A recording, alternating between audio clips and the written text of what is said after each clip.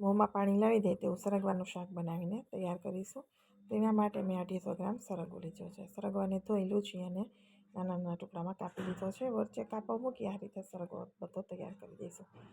બેસન ચણાનો લોટ શેકેલો સાથે સિંગનો ભૂકો અને રેગ્યુલર મસાલા બધા કરી દઈશું.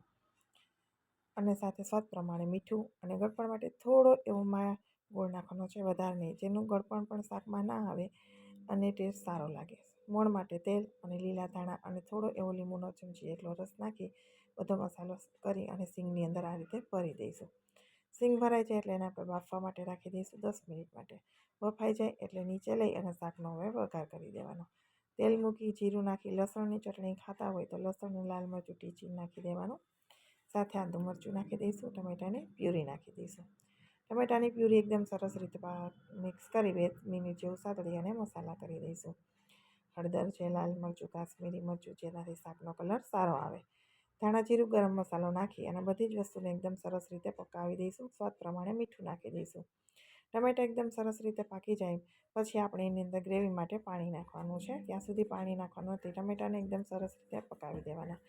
ગ્રેવીમાં ઉભરો આવે પછી આપણે જે શાકની સીંગું છે, ભરેલા શાકની રાખી છે સરગવાની, એ નાખી દઈશું.